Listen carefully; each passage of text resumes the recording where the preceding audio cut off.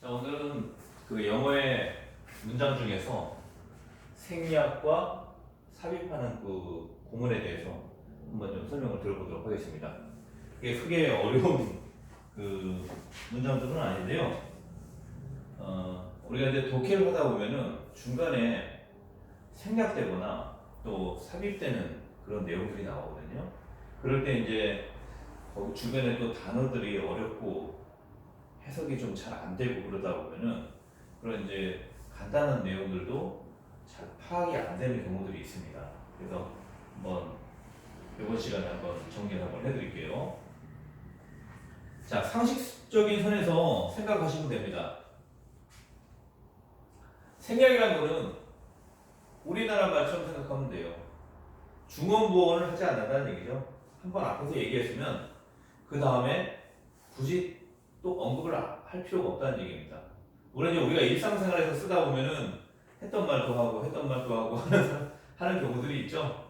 근데 이제 우리가 이제 그 영어 문법을 이제 배우는 것은 정통 영어를 배우는 거죠. 정통 영어. 우리가 우리나라 말 그 문법을 배울 때도 마찬가지잖아요. 일상생활에서 쓰는 말들이 있긴 하지만 우리가 이제 공부를 통해서 어떤 문법을 배울 때는 FM대로 배우는 게 맞죠, 그렇죠? 예, FM대로 배우면서 그걸 이제 일상생활에 좀 제대로 응용해서 쓸 수 있도록 하는 것이 문법이니까. 자, 그래서 일단 이제 그 생략이 되는 원리는 간단합니다. 앞에서 이미 언급을 했기 때문에 굳이 또 언급을 할 필요가 없다는 거죠. 물론 일상생활에서는 언급을 해도 되지만 굳이 할 필요가 없다는 겁니다. 그 다음에 이제 삽입하는 거는 이제 쉽게 말하면은 뭔가 좀 내용을 조금 더 명확하게 누가 생각하는지, 네가 생각하는지, 내가 생각하는지, 아니면 그 사람이, 그녀가 생각하는 건지 이런 것들을 좀 명확하게 여기서 이제 삽입하는 그런 내용들도 있긴 한데요. 자, 한번 볼까요? Will it be raining this Saturday?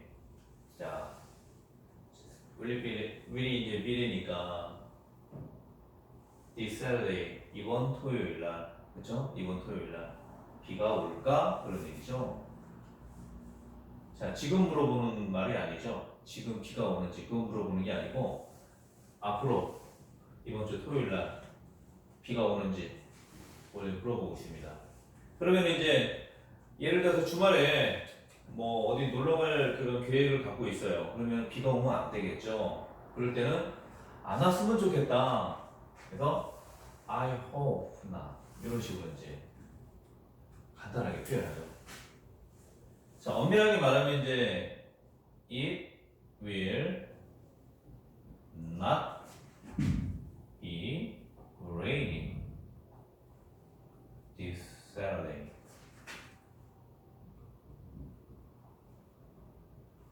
자, 엄밀하게 말하면은 이런 식의 말이죠. I hope. 자, 내 생각 동사라고 했죠. 내 생각에 it'll not be raining. 비가 오지 않았으면 좋겠어.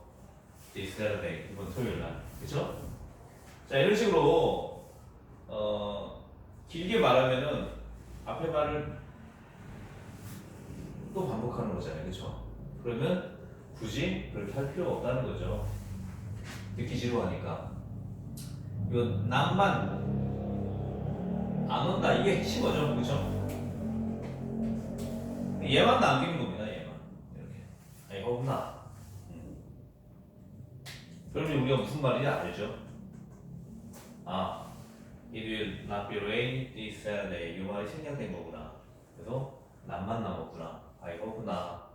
I hope not. 아니면 그냥 간단하게 not, no, no way, 안 돼. 뭐 이런 식으로 하면 이제 비가 오기를 바라지 않는다는 얘기죠. 자, 그런 식으로 이제 하면 되고요. 그 다음에 이번 문장 같은 경우는 you may go, 가도 좋다. 그런 얘기죠. 자, may가 나중에 조동사 할 때 좀 더 상세하게 해설을 해드릴 텐데요. may가 이제 여러 가지 뜻이 있어요. 상황에 따라서 can처럼 봐도 되고요. 그 다음에 일지도 모른다. 좀 불확실한 추측을 표현할 때 may라는 조동사를 씁니다. 그다음에 이 can은 이제 할 수 있다는 의미도 되고 허락의 의미도 되죠. 너 해도 된다. 그렇죠? 그런 식으로 이제 문법에서는 그 의미에 따라서 어떤 성질을 갖는지를 또 설명하고 그러지만은 우리가 이제 공부할 때는 그렇게 깊이 있게 들어갈 필요는 없고요. 그냥 읽고 무슨 말인지 알 정도만 되면은 문법의 1차적인 목표는 달성이 된 거니까요. 거기서 내가 문법 학자가 되겠다 하면 더 깊이 들어가는 거고요. 그렇지 않고 나는 영어를 좀 제대로 쓰는 거에 대해서만 좀 집중하고 싶다. 그러면 이제 그 수준까지만 딱 하면 되는 거죠. 선생님이 추구하는 이제 영어가 이런 식의 영어입니다. 영어를 너무 깊이 있게 들어가면 안 됩니다. 이건 언어이기 때문에 학문적인 접근으로 하게 되면 공부가 되게 힘들어지거든요. 자, you may go. 가도 좋다. If you want to. 자, 너가 원한다면. 여기 이제 가기 원한다면 이게 생략된 거죠. 그죠? 가기 원한다면. 근데 이미 앞에서 go를 얘기했으니까 굳이 또 말할 필요가 없다는 거죠. 물론 말을 한다고 해가지고 잘못된 건 아니에요. 잘못된 건 아닌데 굳이 그렇게 쓸 필요가 없다는 거죠. 자, 다음에 she was cute. 그녀는 귀여웠다. 자, pretty가 이제 예쁜 그런 뜻이고 beautiful은 이제 아름다운, 그렇죠? cute는 이제 귀여운 그런 식으로 이제 조금 이해하고 좋고요. when young 하면은 어렸을 때 그런 얘기죠. 이것도 마찬가지로 she was가 생략된 거죠. she was young. 자, 이미 앞에서 she was라고 했잖아요. she was cute. 예뻤다. 귀여웠다. when she young. she was young. 그죠? 굳이 또 쓸 필요 없기 때문에 생략이 된 거라는 거죠. 그 다음에 이제 저번에 이제 감탄문 얘기할 때 했죠. 여기까지만 얘기해도 감탄문이 되는 거예요. How stupid. 야, 이 멍청한 막 이런 얘기죠. stupid은 이제 어리석은, 좀 별떨어진, 띨띨한 뭐 이런 말이거든요. 예, stupid 이 멍청한 바보야 막 이런 얘기예요. 그렇죠? 또 이제 그게 사람이면은 남자면은 he is가 되는 거고, 그렇죠? 여자면은 she is가 되는 거죠. 그렇죠? 어떤 물건이나 사물, 뭐 동물이면 it is가 되는 거고, 그렇죠? 굳이 그런 것들은 쓸 필요가 없다는 거죠. 여기까지만 딱 하면은 끝나는 거죠. 근데 만약에 누군가를 이제 지칭하는 거라면은 써주면 더 좋겠죠, 그렇죠? 그 다음에 이번에는 이제 여기까지가 이제 그 생략 부문이거든요. 1번부터 4번까지가 어렵지는 않죠, 그렇죠? 네, 왜 생략이 되느냐? 중원부원을 할 필요가 없기 때문에 생략이 된 겁니다. 예. 그리고 굳이 없어도 말이 되기 때문에 생략이 되는 거예요. 감탄문 같은 경우 여기까지만 딱 해도 How stupid 이런 식으로, 그렇죠? 그러니 감탄문 얘기할 때는 감정을 좀 섞어가지고 얘기하는 게 더 좋겠죠. How stupid 이런 식으로 하면은 몸이 건조한 말이 되는 거잖아요. 그러니까 우리가 언어를 이제 할 때는요, 결국에는 이제 우리 말처럼 생각하면 돼요. 우리도 화가 날 때는 언성이 높아지고 또 뭔가 감탄할 때는 좀 이렇게 좀 들떠 있는 분위기가 되고 막 그렇잖아요, 그렇죠? 그러니까 영어도 그런 식으로 생각해가지고 억양을 그렇게 조정해가면서 해보면 됩니다. 그리고 이제 말할 때는 뭐 끝을 높여라 뭐 이렇게 얘기하는데요. 끝을 높이지 않아도 의문이 되는 거죠. 우리 그렇잖아요. 우리 한국말도 너 어저께 뭐 했니? 이렇게 물어볼 수도 있지만 너 어저께 뭐 했어? 이렇게 물어볼 수도 있는 거죠. 그러니까 의문문이라고 해서 꼭 끝을 올려야 된다. 평서문은 뭐 내려야 된다. 이렇게 생각할 필요는 없다는 거죠. 그냥 우리말처럼 생각해가지고 거기에 적절한 억양과 감정을 집어넣어가지고 말을 해 나가고요. 또 저도 이제 제 단점이 뭐냐면은 좀 생각을 많이 하면서 말이 좀 느린 편이에요. 빨리 말하는 편은 아니거든요. 그러다 보니까 이제 영어도 어떻게 보면은 좀 생각하면서 말하고 막 그러다 보니까 듣는 거는 들려도 말하는 건 천천히 말하는 스타일인데요.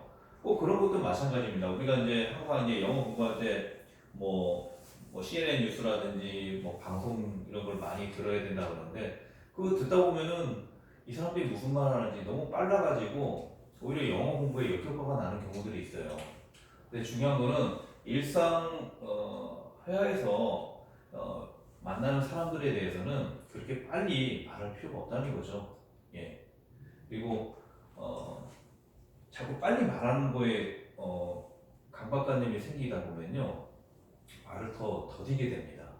또 우리말도 마찬가지잖아요. 자꾸 재촉하고 그러면 말이 더 안 나오잖아요, 그렇죠? 그래서 우리는 이제 어차피 미국 사람들에 대해서는 우리가 외국인이잖아요, 그렇죠?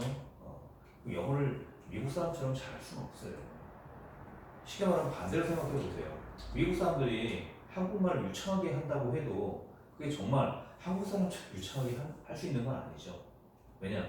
우리나라에서 태어나서 살고 자라났다면 모르겠지만 그렇지 않은 경우 그냥 공부로 이렇게 했던 사람들은 어쨌든 그 자기가 쓰는 그 범위 안에서의 한국어지 한국 사람처럼 이렇게 능숙하게 할 수는 없거든요. 우리도 마찬가지예요. 우리도 영어를 공부하지만은 그 나라에 가서 살면서 그 사람들과 계속 소통하면서 살지 않는 이상은요 우리가 쓰는 어휘라는 게 한정이 돼 있어요. 그걸 가지고 그냥 일상적인 의사소통 찾아가면서 그런 식으로 이제 소통을 할 수 있어도 완전히 그 미국 사람들 같이 영어를 잘할 수는 없다는 거죠. 그 한계를 명확하게 인식하고 공부를 하게 되면 오히려 공부가 더 잘 될 수가 있어요. 자, 이번에는 이제 삽입인데요. 삽입 말 그대로 이제 집어넣는 거죠. 문장 중간에. 그렇죠? 자, 문장 한번 볼까요? He is. 그는 자, indeed 뺄게요, 먼저. He is a good person. 좋은 사람이다. 이런 문장이죠. 근데 여기 이제 indeed가 이제 들어가면서 좀 변화를 주는 겁니다. indeed가 정말로 참으로 진짜 뭐 이런 얘기죠. 그렇죠? indeed he is. 그는 말이야. 이런 얘기죠. indeed 정말 진짜 좋은 사람이야. 이런 식으로 이제 쓴다는 거죠. 근데 문장으로는 이제 삽입할 때 이 쉼표가 들어가죠. 그렇죠? 예, 쉼표가 들어갑니다. 그거만 좀 체크하시면 되고 He seldom, if ever, drinks. 자, if ever 빼고요. He seldom drinks 하면 drink 하면 이제 보통 이제 술 먹는다를 의미하면 되거든요. 거의 술 마시지 않는다는 얘기죠. 그렇죠? 자, seldom 저번에 한번 정리했었죠? 중부정어. 중부정어는 별도로 좀 정리를 해둘 필요가 있어요. 네버는 완전 부정이죠. not도 그렇고, 그렇죠? 중부정어 리들이 있고요. 그러니까 100% 부정이 아니고 99.9%까지는 부정할 수 있다는 겁니다. 리들 거의 못뭐 안 한다 그런 얘기죠. 거기에 이제 seldom 나오고요. 거의 못뭐 하지 않는다. 그 다음에 ly로 끝나는 사총사 있죠? hardly. 그 다음에 scarcely, rarely, very, 뭐 상관없습니다. very, rarely.